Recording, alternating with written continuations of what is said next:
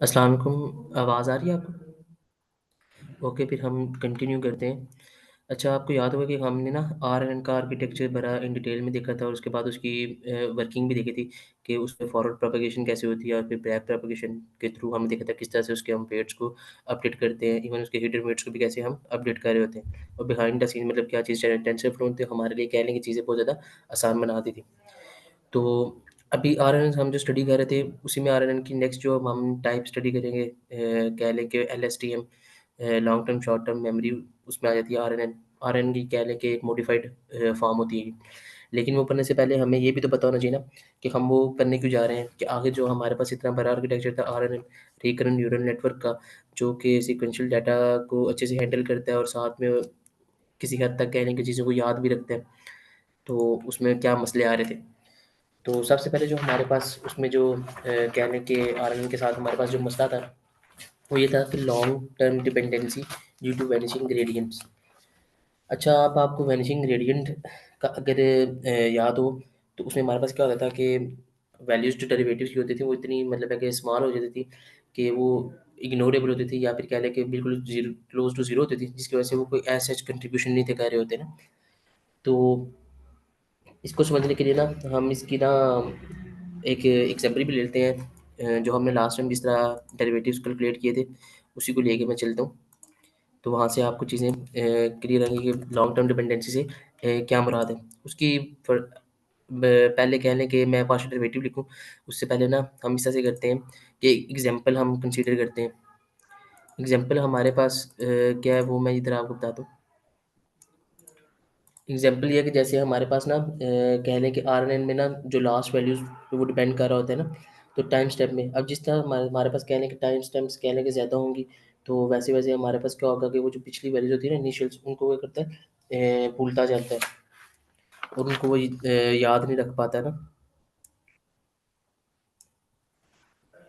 तो इसके लिए कह लें कि हम कोई अगर इंग्लिश का कोई सेंटेंस है, अगर हम वो चूज़ करते हैं, तो उससे हमें इसका कह लें कि एज़ अ कह लें कि हमारे पास जो है एग्ज़ाम्पल हम यहाँ पे स्टेट करते हैं, मैं यहाँ पे लिख दूँ।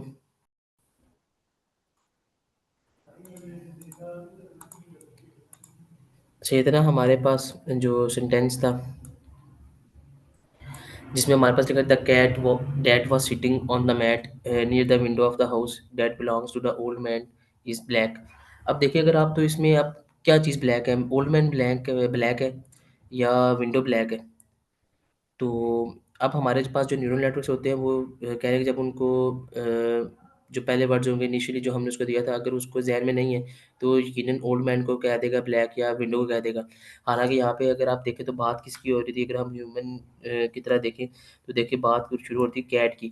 तो हमने क्या किया the cat that was sitting on the mat कि एक कैट थी जो किस पे बैठी हुई थी? मैट के ऊपर। कहाँ की? Near the window. खिड़की के पास और किसकी खिड़की के पास? घर की। दैट बिलॉन्ग्स टू द और वो किससे बिलॉन्ग करती है? ओल्ड मैन, जो वो एक ओल्ड मैन से बिलॉन्ग करती है यानी कि उसकी कैट है और उसका कलर वो बता रहा है यहाँ पे क्या है? Is black.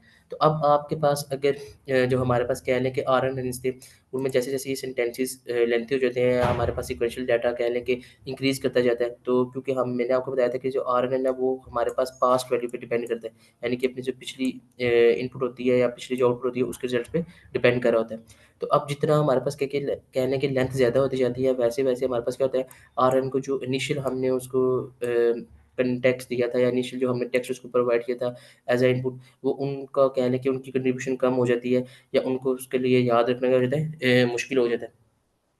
अब ये तो सिंपल मैंने इंग्लिश की एग्ज़ाम्पल के थ्रू आपको बताया ना, तो अभी आपको याद होगा कि लास्ट टाइम जब हमने डेरिवेटिव्स कैलकुलेट कर रहे थे, तो उस टाइम हमने एक चीज़ देखी थी के डेरिवेटिव्स थे हमारे पास।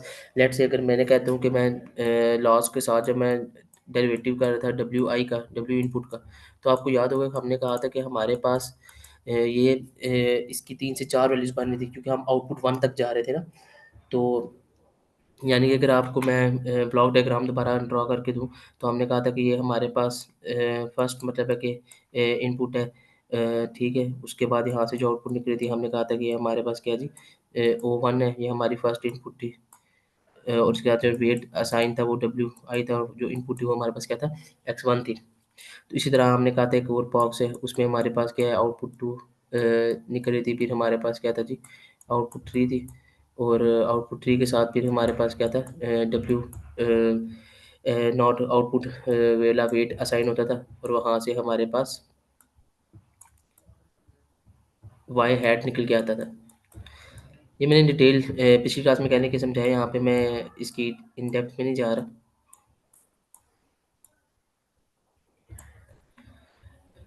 तो यहाँ पे इसी तरह हर पॉइंट पे एक इनपुट भी जा रही है, जैसे यहाँ पे अगर एक्स वन वन थी तो यहाँ पे एक्स वन टू आ जाएगी, यहाँ पे एक्स वन थ्री आ गई थी। ये हमने इन डिटेल देखा, और हर एक पे हमारे पास क्या था, डब्ल्यू आई सिलेक्ट हो रहा था।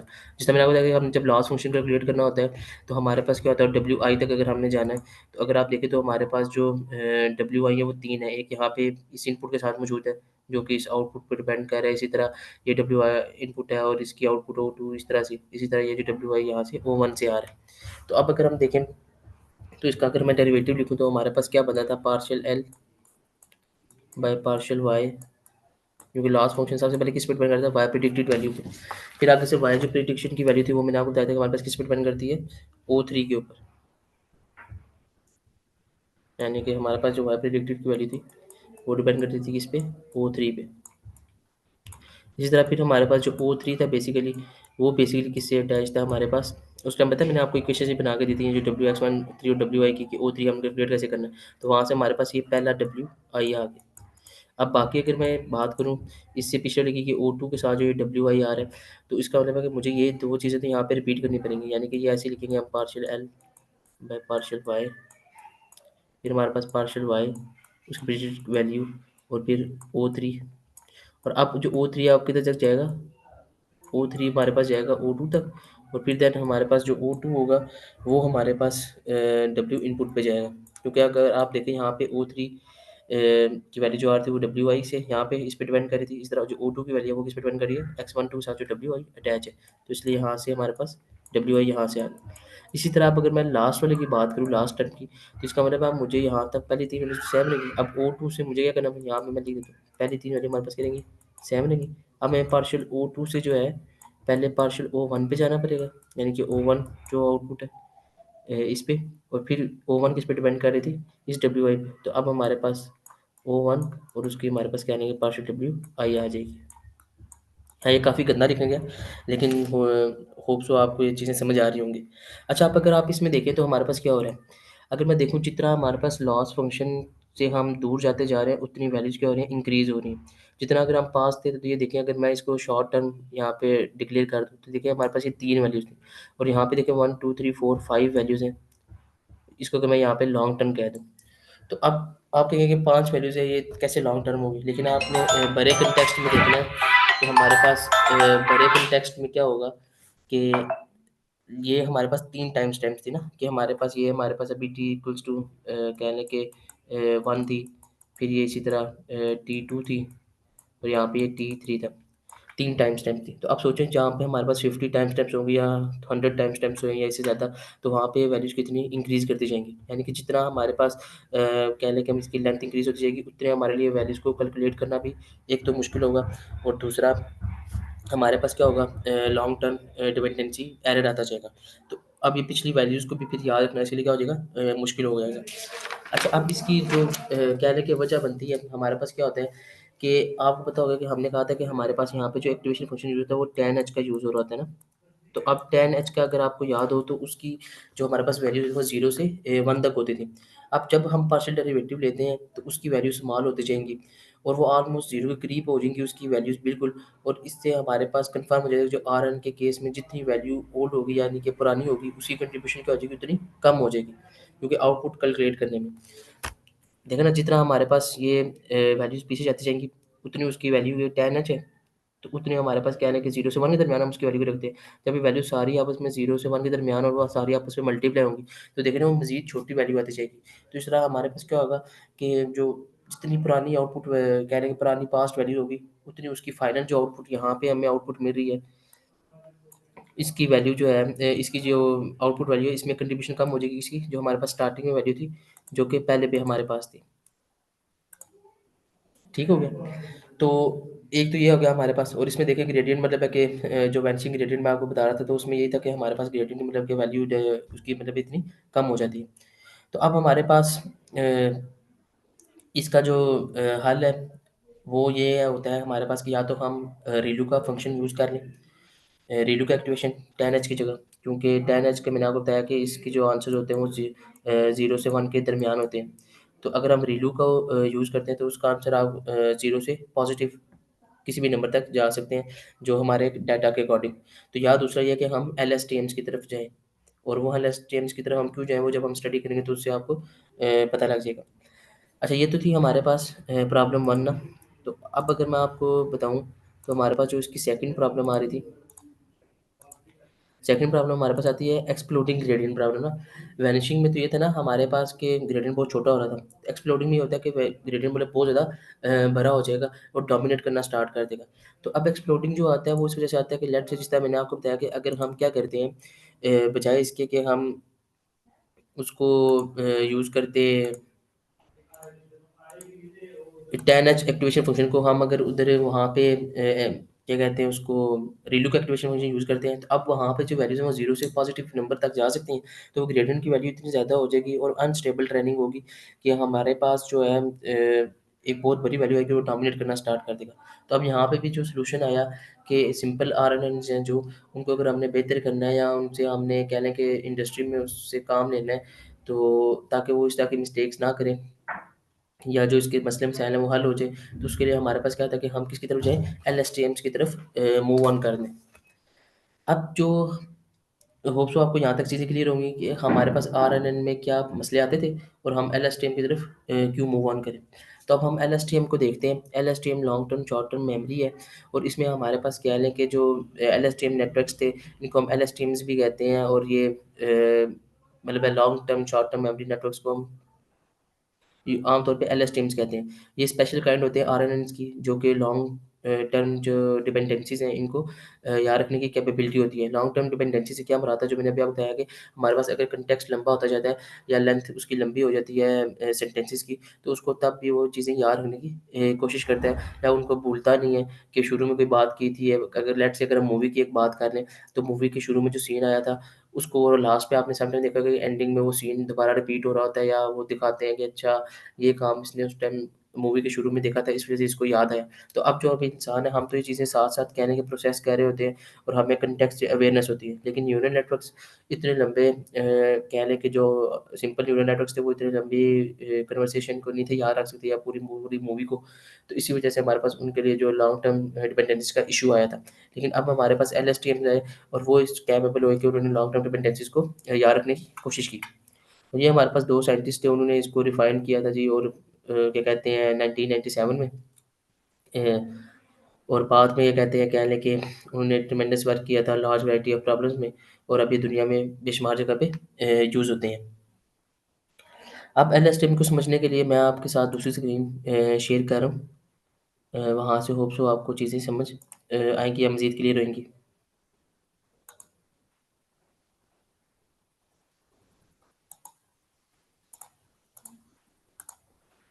अच्छा, ये मैं रिमूव कर दूँ।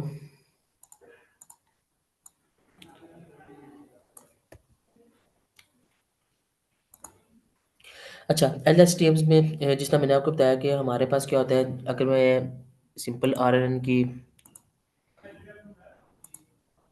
बना लूँ डायग्राम, तो क्या थी हमारे पास ना कि हमारे पास इस तरह से इनपुट आती थी, उसके बाद कोई इनिशियल वेट होता था, फिर इसकी जो आउटपुट निकलती थी वो अगले टाइम स्टैम्प पे अगली उसी न्यूरल नेटवर्क के लिए, उसी न्यूरॉन के लिए हमारे पास एज़ अ इनपुट का काम करती थी, और साथ हमारे पास जो इनपुट यहाँ से इन हो रही होती थी। मतलब ये फर्स्ट की जो आउटपुट थी बेसिकली वो इसके इनपुट के तौर पे काम कर रही होती थी। ये हम इसको अगर मैं x1 इनपुट कहूँ या इसको मैं x2 इनपुट कहूँ, ठीक है? और अगर इसको मैं सिंपल ब्लॉक डायग्राम में बताऊँ तो इसको ऐसे है कि हमारे पास अगर एक ये सिंगल न्यूरल नेटवर्क है या सिंगल न्यूरॉन है, तो हमारे पास अगर मैं यहाँ से इनपुट दे रहा हूँ, तो यहाँ से हमारे पास आउटपुट आती थी। लेकिन इसके दरमियान हमारे पास क्या होता है कि एक लूप चल जाती थी, जिसमें हमने कहा था कि आर-एन का क्या होता है कनेक्शन होता है, और इसके साथ जो वेट्स थे उनको कहते थे कि डब्ल्यू हिडन वेट्स कनेक्ट्स हैं। लेकिन इनकी मेमोरी क्या थी, बड़ी शॉर्ट सी थी। अब एलएसटीएम में हमारे पास क्या हो रहा होता है,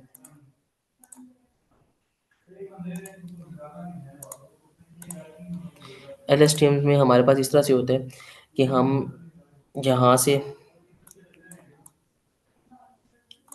STM तो हमारे पास रहता है ना यहाँ पे शॉर्ट टर्म मेमोरी। तो अगर लेट से मैं कहता हूँ कि हमारे पास टाइम स्टैम्प जो थी वो हमारे पास क्या थी यहाँ पे 1। इसी तरह ये नेक्स्ट बाकी RNN की तरह ही है, सिर्फ इसमें एक चीज़ चेंज हो जाती है, वो मैं आपको यहाँ पे बताता हूँ ड्रॉ करके।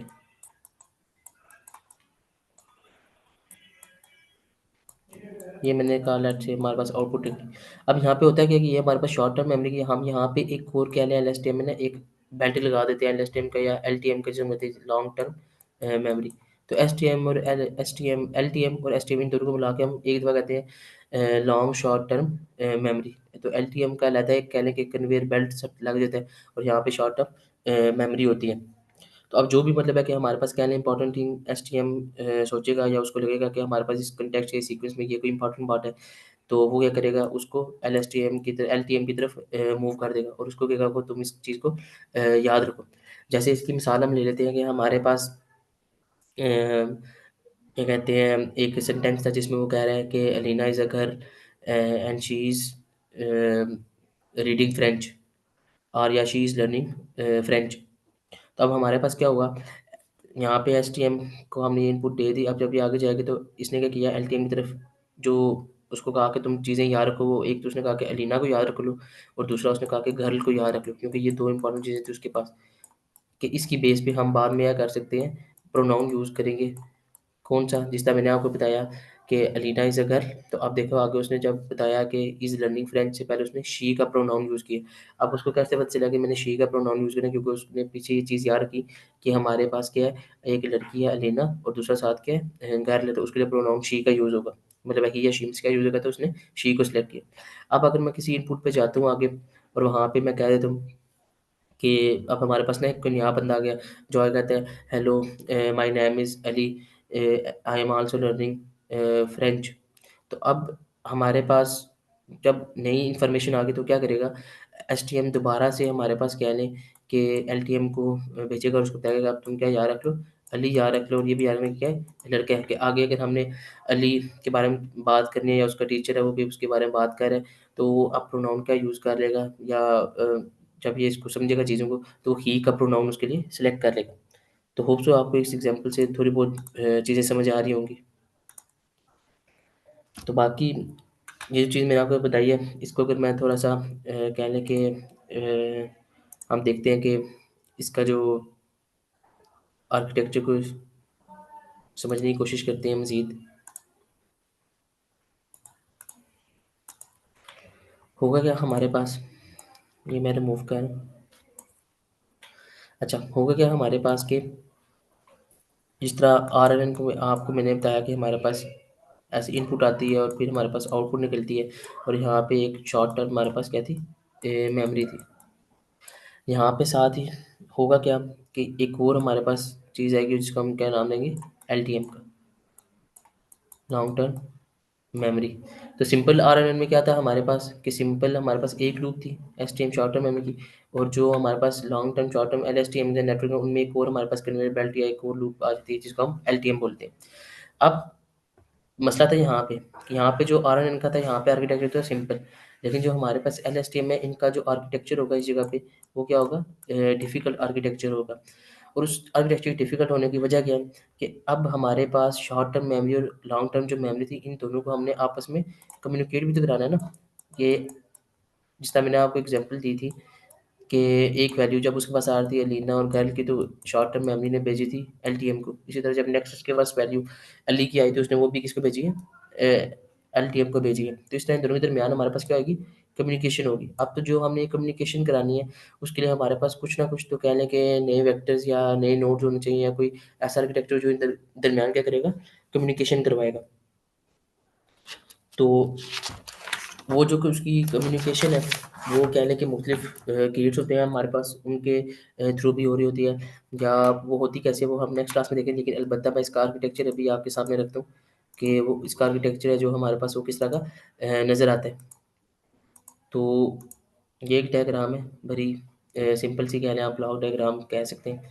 तो हमारे पास क्या होता है कि ये हमारे पास कह रहे हैं सिंपल टाइम स्टेप 1 थी और ये इस तरह से ये आउटपुट लेकर कह रहे हैं आप इसके पास ये एच ऑफ टी प्लस 1, यानी कि हम ये करंट किसी स्टेट में है टाइम की, ये उससे पिछली स्टेट है टी माइनस वन हमने कर दिया और ये टी प्लस वन यानी कि उससे नेक्स्ट स्टेट है। करंट इनपुट यानी कि एक्स टी जा रही है और यहाँ पे उससे पिछली input x T minus one और उसके बाद x of T plus one. अब हमारे पास जो सिंपल आर एन एन थे उसमें क्या होता है, यहाँ पे सिंपली एक लूप लगी होती थी उसके लिए हिडन वेट्स को कैलकुलेट करने के लिए, यानी कि वो जो हमारे पास कहने के एस टी एम है। अब हमारे पास ये जो निचली लाइन जा रही है ना यहाँ से, इसको आप समझ लें कि ये निचली लाइन जो हमारे पास ये है शॉर्ट टर्म मेमोरी और ये जो ऊपरी लाइन जा रही है हमारे पास के लॉन्ग टर्म मेमोरी। तो अब अगर हम इसको डिवाइड करें ये जो आर्किटेक्चर है इसको 3 हिस्सों में, तो हमारे पास अगर मैं यहाँ पे ये कहूँ कि एक हिस्सा ये है इस जगह ऐसे और दूसरा हिस्सा है उसका यहाँ पे और बाकी ये थर्ड वन है। तो इसमें जो पहला हिस्सा है इसको हम बोलते हैं फॉरगेट गेट और जो इससे नेक्स्ट है इसको हम बोलते हैं इनपुट गेट और यहाँ से जो आगे है यहाँ से इसको हम आगे आउटपुट गेट बोलते हैं। तो यहाँ तक जो चीज़ें हैं इनको आपने बस अंडरस्टैंड करना है और चीज़ें समझ आनी चाहिए। बाकी इनको कहने के ऐसा रट्टा वगैरह लगाने की ज़रूरत नहीं है। और बाकी ये गेट्स काम कैसे करते हैं ये इंशाल्लाह हम नेक्स्ट क्लास में देखेंगे कि बिहाइंड द सीन्स कैसे चीज़ें काम कर रही होती हैं और किस तरह हमारे पास इनपुट आती है और कौन सी वैल्यू वो याद रखता है और कौन सी वैल्यू उसको वो भूलता है। और ये गेट किस तरह से इंफॉर्मेशन है या जो दोनों हमारे पास मेरा होता है कि एल एस टी एम की लेयर जा रही है लाइन जा रही है और ये एस टी एम की जा रही है तो ये किस तरह आपस में कम्युनिकेट कर रही होती है। तो यहाँ तक अगर किसी का कोई सवाल हो तो वो पूछ सकता है। ओके, अल्लाह हाफिज़।